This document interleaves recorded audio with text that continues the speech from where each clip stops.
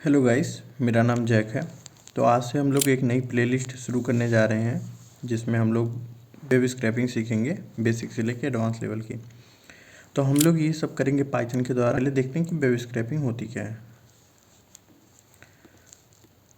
तो web scraping is a automated method to obtain large amount of data from the websites. Most of this data is unstructured data in HTML। तो बेसिकली ये होता है कि मैं एक साइट खोलता हूँ, जैसे मैंने एक विकिपीडिया खोला, तो इसमें जो डेटा है ये अनस्ट्रक्चर्ड डेटा है। तो जैसे यहाँ पे इमेज है, कहीं पे भी इमेज आ जा रहा है, कहीं पे ये कोई लिंक है, तो हम ये काम कर सकते हैं कि इस हेडिंग को इस लिंक के साथ बाइंड करके अपने एक्सेल फाइल में रख सकते हैं कि ये जो हेडिंग है इसके सामने ये लिंक आ जाएगा और ये सब पार्ट है इस वेब स्क्रैपिंग वाले मेन फाइल का। और इसमें जो इमेजेज है, जैसे कि किसी फाइल में, जैसे इसमें लीगल इशू में कोई इमेज है तो हम ये इमेज भी स्टोर करके रख सकते हैं। तो ये होता है कि वेब स्क्रैपिंग। तो वेब स्क्रैपिंग ये है कि जो साइट का डेटा है, किसी भी वेबसाइट का डेटा को स्ट्रक्चर्ड वे में ले आके अपने डेटाबेस में, अपने एक्सेल फाइल में, अपने टेक्स्ट फाइल में स्टोर करना ही वेब स्क्रैपिंग है। तो समझते हैं कि वर्क कैसे करता है। कि सपोज कीजिए मैं एक फ्लिपकार्ट की या अमेजोन की साइट खोल लेता हूँ।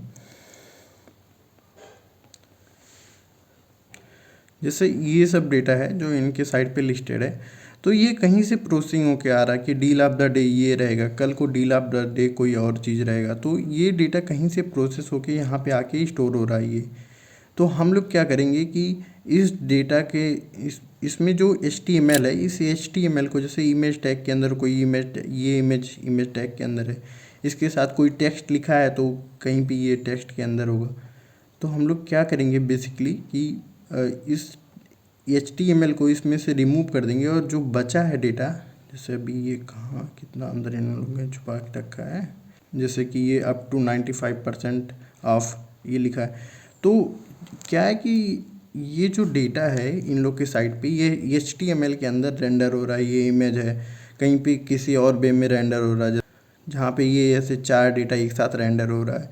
तो हम लोग क्या करेंगे कि इस सब को स्टोर करके एक स्ट्रक्चर्ड वे में रखेंगे कि ये प्रोडक्ट है, ये इसका प्राइस है, ये इसका URL है, ये इस दिन ये प्राइस था। जो बहुत सारी वेबसाइट होती हैं जो प्राइस मॉनिटर करती हैं, बताती हैं कि प्रोडक्ट का प्राइस इस पर्टिकुलर डेट पे क्या था और अभी क्या है।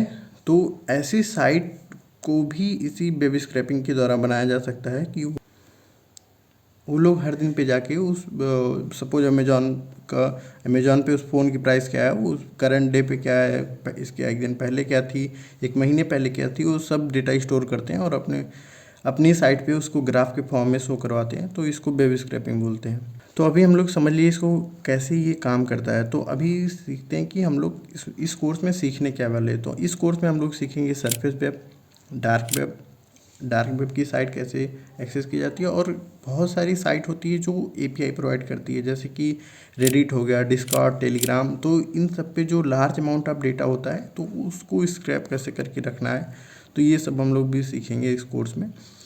तो हम लोग टूल्स का यूज करेंगे।